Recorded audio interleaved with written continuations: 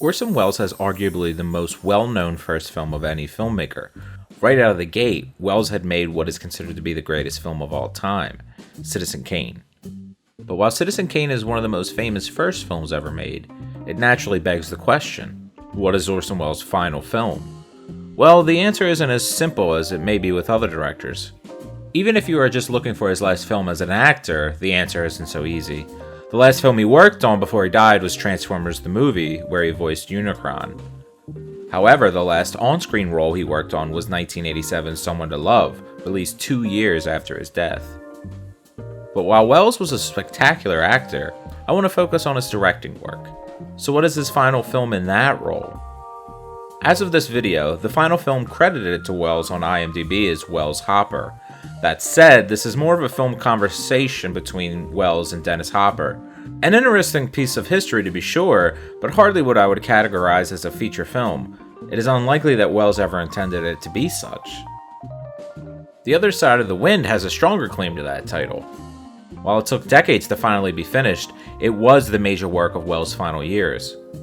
When it was finally assembled and released by Netflix, it only needed a few coverage shots and a new narration by Peter Bogdanovich, in character as Brooks Otterlake.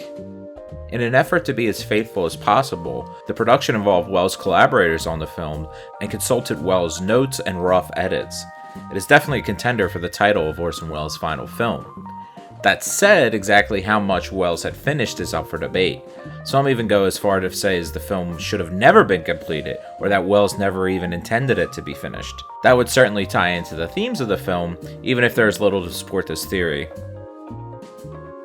If we're going to disqualify The Other Side of the Wind as Welles' final film, then the controversial 1992 edit of Don Quixote is also out of the picture for similar reasons, not to mention the fact that it was in a much more incomplete state. Filming Othello is an essay film, and the final film Welles finished to completion in his lifetime. The film features Welles behind a desk talking about the production, not too dissimilar from a modern YouTube video. It aired on German television. But could a behind-the-scenes documentary really be Welles' final film? F for Fake is the final full-length theatrical film released during Welles' lifetime. It is a documentary focused on forgery and trickery, with a very similar aesthetic to The Other Side of the Wind and Filming Othello. While it is a brilliant film with some dramatized elements, it is still a documentary. Does that disqualify from the title of Welles' final film? So what was the final fictional narrative film by Welles? Well, that would be The Immortal Story. The film premiered on television before later being shown theatrically. There are 2 versions of the film, a French version that runs 48 minutes and an English version that lasts a whopping 60 minutes.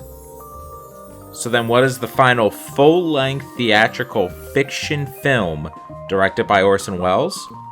That would be The Chimes at Midnight, based on a play he had staged earlier. It is a blending of several Shakespeare plays and refocuses the story to make Falstaff the main character. Falstaff is, of course, played by Welles. The film was released 20 years before Welles' death. Welles' filmography mirrors his life. While it came out of the gate with a bang, he ended with a whimper. That said, it really depends on how you define a director and how you define a film.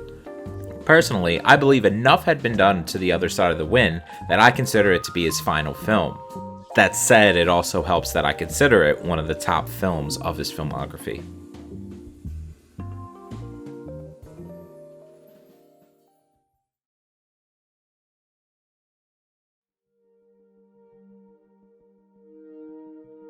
Hey everyone, if you like this video, please like and subscribe. It would really do a lot for me and the channel. I've included 2 of my other videos here. The first is a look at the Johnny B. Goode scene in Back to the Future. Another film-centric video that I have on my channel. And the other is all about Brian Wilson of the Beach Boys. That one deals with another genius who started really strong and kind of petered out. But even if you don't want to do any of that, thanks so much for making it this far. I really appreciate it.